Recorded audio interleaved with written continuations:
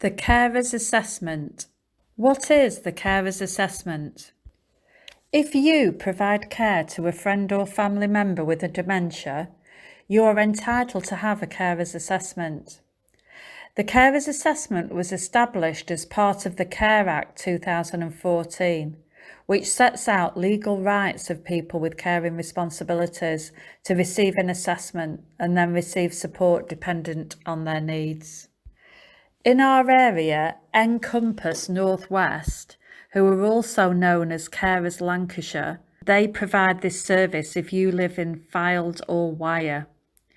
And their telephone number for self-referral is 0345 688 7113.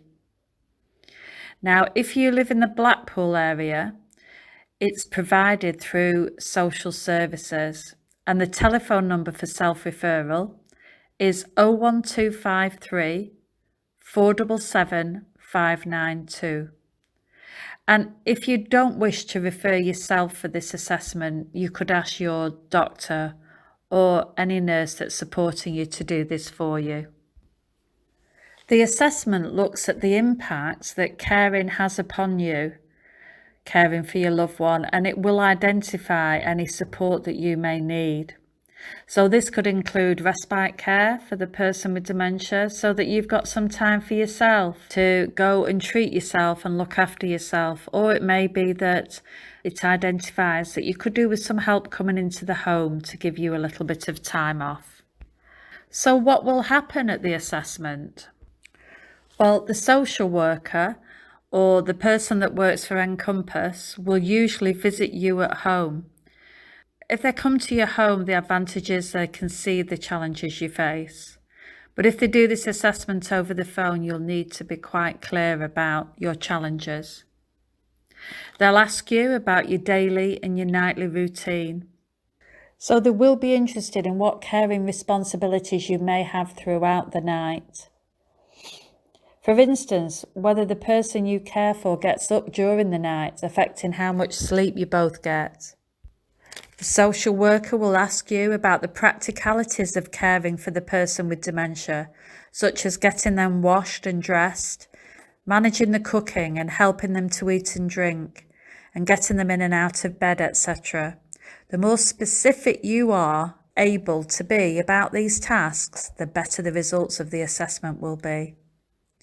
So you may want to write something down before they come, or you may want to just have a think about how you're going to answer these questions.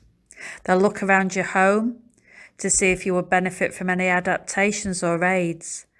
So they could refer on to other services, such as those that help a person use the shower or the toilet.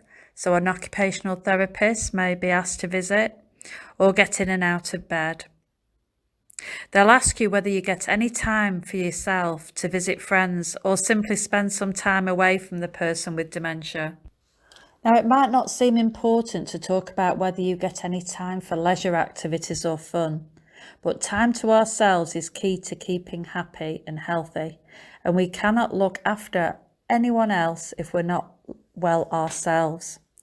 And an analogy I quite often use is when we're on a plane and the air hostess will say, if you've got a child with you, make sure you put your oxygen mask on first, so that you are conscious to help the child. And I believe it's very much the same. If you don't look after yourself, it's going to be increasingly difficult to care for your loved one and look after them. So following this assessment, the social worker or the worker from Encompass will prepare a carer's support plan with suggestions for ways to ease some of the challenges you may be facing. The carer's support plan. Your support plan might recommend any adaptations or aids to help you in your caring role. For example, a stair lift or different adaptations for the kitchen or the bathroom. Suggest ways to help you make time for yourself. And this could come in the form of respite care. This plan is designed to find ways to give you some quality of life to prevent you feeling overwhelmed. And this can be very common for carers caring for a loved one with dementia to have that sense of feeling overwhelmed. So it's important that you recognise that and make sure you get your carer's assessment. Now, often this carer's assessment can be done at the same time as an assessment for the person with dementia, if you feel that the person with dementia needs some support that you cannot give. So they can be done together, but it is really important that you make sure that you get your assessment as a carer. So sometimes doing them separately allows more time to focus on your individual needs as well as your loved one's needs. Funding and eligibility. If the person you are caring for needs personal care, you might be eligible for funding from your local authority. This will be assessed through a financial assessment, which means it'll be means tested. In other words, this will be based upon whether you are able to afford to pay for your care. If you're assessed as needing respite care, this can be delivered through direct payment. So that's paid directly to you. So that may, if you live in Faldon Wire, come on a card, and the card will be loaded up with the amount of money you've got for the year. And then you can purchase services from private home care providers. It may be rolling respite, which is an arrangement for regular respite from a private company. So that might be through daycare services. Or it could be planned respite, which may be for the carer to go on holiday and their loved one to have a short-term placement in a residential care home. For Blackpool residents, it's very similar but slightly different insofar as there is no direct payment card. The monies are put on a card, but that's controlled via a social services department, so you would make contact with them when you want to utilise some of your money. Respite, once identified, is not means tested. It is an entitlement, and the amount monetarily of the annual respite is set by your local authority. So why is the carer's assessment important?